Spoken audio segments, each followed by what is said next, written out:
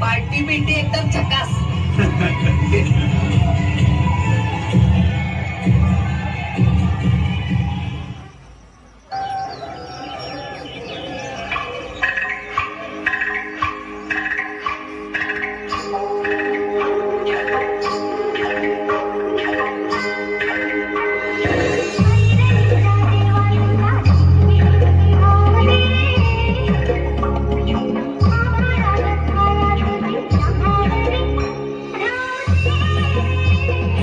आई आई बाबा ओ बाबा. अरे बाळ जीवन, ये ये. कधी आलास रे तू? दिसत नाही काय? आत्ता चालूय ना. अरे बाळ, तसं नाही, आम्ही कामात होतो, लक्ष नाही आमचं. अहो कधी लक्ष असते तुमचं आमच्याकडं? हा काम एक काम नसतं. असं का बोलतोस रे बाळा? तू आमचा पोरगा आहेस, आमचं तुझ्याकडे लक्ष नाही वय? हे नव नोकरी बिकरीचा काय नियम पत्ता? हो बाबा, अहो सदान कदा कामाचं काय नोकरीचं काय झालं? अहो तुमच्या एकाच प्रश्नाला उत्तर देऊन कंटाळलोय मी आता. अरे बाळ तसं नाही, आम्हासने बी जरा काळजी लागली आहे तुझी आता. आणि आता यांची तब्येत बी कुठं बरी आहे. आणि बाळा, या धंद्याचा तर नेम कुठं आहे र?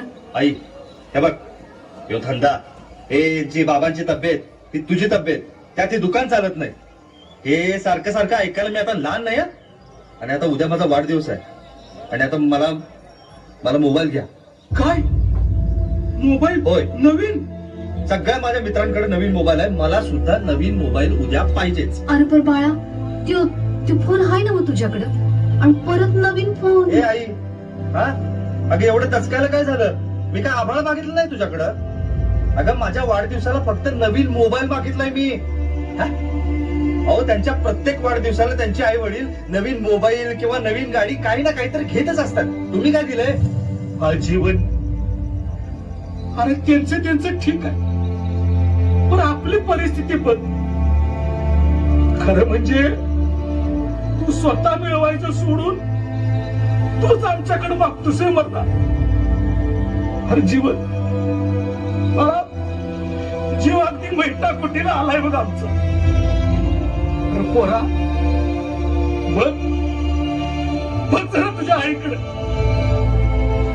बिचारीनं तुझ्या शाळा कॉलेजसाठी स्वतःच सगळं उरलं सुरलं जिन्नस बी घाण टाकलं पोरा, घाण टाकलं. फुटका मध्ये नाही तिच्या अंगावर. लंकेची पार्वती झाल्या. पण हे सगळं तिनं का केलं? तर तू चांगला शिकशील, 4 पैसे कमावशील, आणि या म्हातारपणी तरी 4 सुखाचं घास आमच्या तोंडात पडतील म्हणून आज धरून बसलो रे पोरा. वाटलंच मला. यांच्याकडे नुसतं काय मागितलं ना की नुसत्या याच गोष्टी ऐकायला मिळणार. बस आई, हे बघ, मला आता तुमचं काही ऐकायचं नाहीये. मला मोबाईल पाहिजे म्हणजे पाहिजे, बस. नाहीतर ना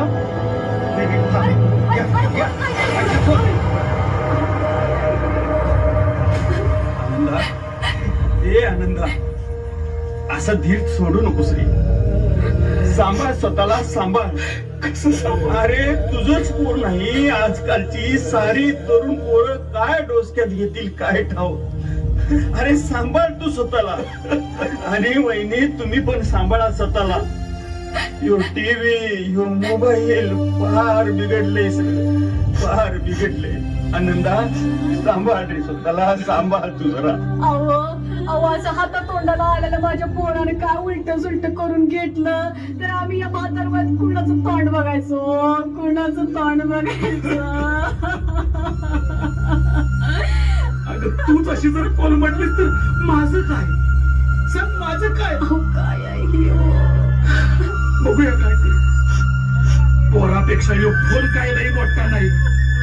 खरं तू सांभाळ स्वतःला, सांभाळ. बघ तुम्ही काहीतरी होते, बघतो.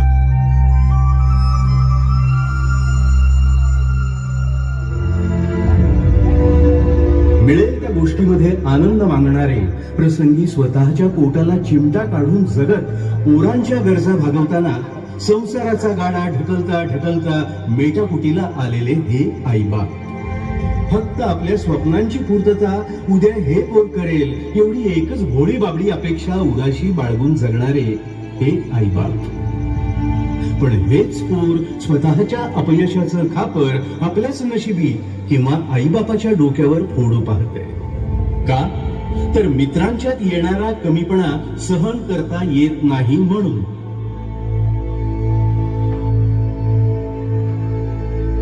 हे जेवण्या काय रे? काय टेन्शन मध्ये आहेस? वाढदिवसाला काय कल्टी मारण्याचा विचार आहे का काय? ए बाबा गप जरा. हाय मी टेन्शन मध्ये आहे. काय करायचं तुला? तुम्हाला पार्टी पाहिजे ना? दिली म्हणजे बस. या आमच्या आई बापाला का नाही याचं काहीच नाही खरं. कारण काय ते नोकरी कर, काहीतरी काम कर, स्वतः मिळव. आईला वैतागलोय मी तेच तेच ऐकून. जीवन जीवन अरे बाळा कुठं कुठं शोधायला लागलोस आम्हाला? चल चल चल मर्दा चल चल. तुझ्या आई पार गळून गेल्या रे. सारखं जीवन जीवन तुझं नाव घेत्या. तुझ्या आईच्या पोटात अन्नाचं एक कण नाही. तापानं फनफनल्या. चल चल आईकडे चल. आईला बघायला चल चल चल. मला वाटलंच होतं. पण जर मी सांगितलेलं जर होणार नसेल ना. अरे बाळा ते काय ते नंतर बघू. तू चल आधी काहीतरी करूया. तू अरे तू वाट बघते तुझ्यासाठी. तुझा जीव अडकलाय तुला समजत कसं नाही? अहो प्रत्येक वेळी मीच का माघार घ्यायची? मी सांगितलेलं त्याचं काय झालं ते बोला आधी. अरे बाळा का असं हाताला पेटलायस? का असं वाटतं? जेवढं होतं तेवढं तुझ्या शिक्षणाला घातलंय. पुढे तुझी बहीण बी आता मोठी होत्या. तिच्यासाठी पण काय बघायला ग? अरे आज ना उद्या आपल्या दुकानाची बी जागा जाणार आहे. माहिती आहे तुला. तरी मी हट्ट करतोस. बाळा असा हट्टाला पेटू नकोस. चल बाबा आता बास झालं बास झालं बास बास. सारखं सारखं तेच रडगाणं. अहो गावभर दवंडे पिटून माझी लायकी घालवताय तुम्ही. पोरग्याला शिकवलं, इंजिनियर केलं. अहो बाबा काय या डिग्री मध्ये सांगा ना. अहो नुसता कागद आहे कागद.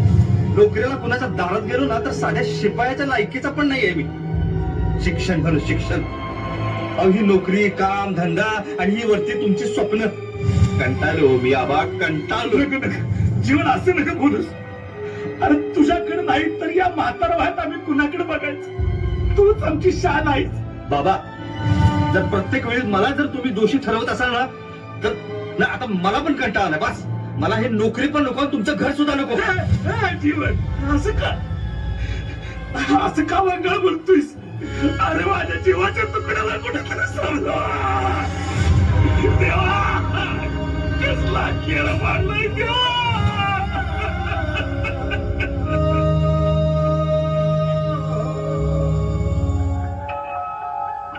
बाळ हे बघ बाळ.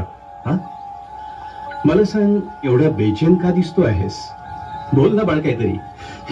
साहेब हे बघा माझं मी जिथं आहे तिथं ठीक आहे बस. आणि प्लीज तुम्ही माझ्या विषयामध्ये पडू नका. मी ठीक आहे बस. कमीत कमी मला तुझं नाव तरी सांगशील? जीवन जीवन आहे माझं नाव. आणि या जीवनालाच फार कंटाळलोय मी. ना नोकरी ना काम. घरच्यांवरती नुसता बोध झालोय मी. अहो इंजिनियर असून सुद्धा दारोदारी फटकतोय मी साहेब. या नोकरीसाठी फक्त नोकरीसाठी. काय माझी काय चूक आहे का? आणि स्वतःच्या अपेक्षा ठेवायच्या नाहीत का? सर प्लीज हे नको झाले मला सगळं आता जगणं. थांब थांब थांब बाळ. एवढंच ना? चल माझ्यासोबत. हा माझ्यासोबत चल म्हणजे तुला तुझ्या जीवनातल्या या पडणाऱ्या प्रत्येक प्रश्नांची उत्तर मिळतील.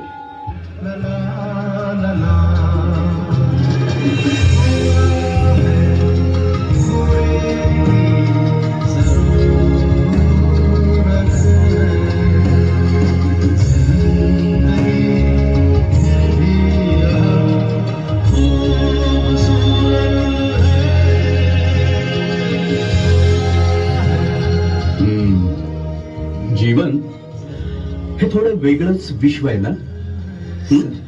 सर काय बोलू मला काही कळत नाही आता. ठीक आहे ठीक आहे काळजी करू नकोस. एक काम कर तू थोडं यांच्या मध्येच राहा. सर पण तुझ्या प्रश्नांची उत्तरं तुला इथंच मिळतील. नक्की मिळतील. सर सर तुम्ही तर एवढे मोठे उद्योगपती आणि सर आपण इथं कसं? जीवन कसं आहे, माझी गोष्ट इतरांपेक्षा फार वेगळी नाही.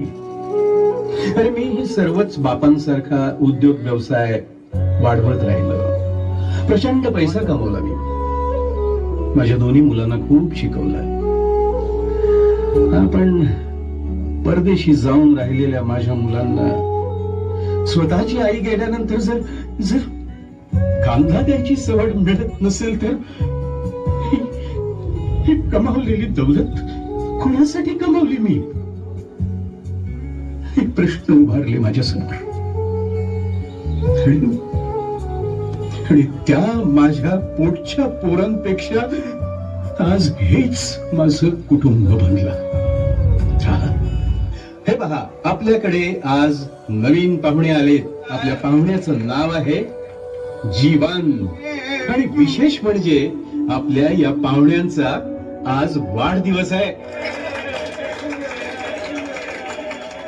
बार बार दिन ये आए, बार बार दिल ये गाए, तू जिए हजारों साल, ये मेरी है आरज़ू. Happy birthday to you, happy birthday to you.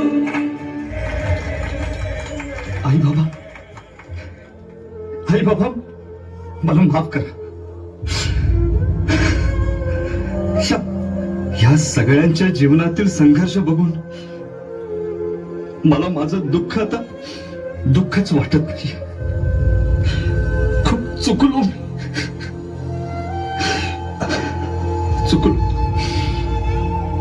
माझ्या आयुष्यात आता कोणतीही परिस्थिती आली ना तर अशा परिस्थितीवर मी हसत हसत मात करू शकतो. हो मला कळालंय आता. जगण्याचं तत्व मला कळालंय आई बाबा. खरोखर नवी दिशा, नवी प्रेरणा आणि जीवन जगण्याची कला या माझ्या नवीन मित्रांनी मला शिकवलं. खरोखर सर, खरोखर थँक्यू.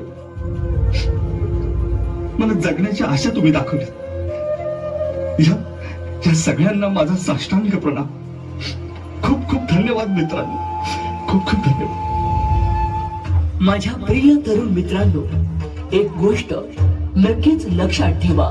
आयुष्यात प्रत्येक क्षणाला आपल्या आई वडिलांच्या कष्टाची आणि परिस्थितीची जाणीव कधीच विसरू नका.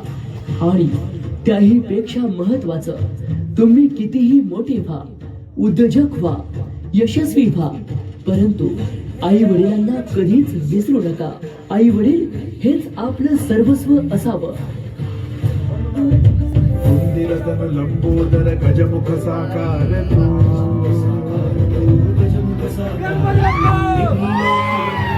अविचित ओंकार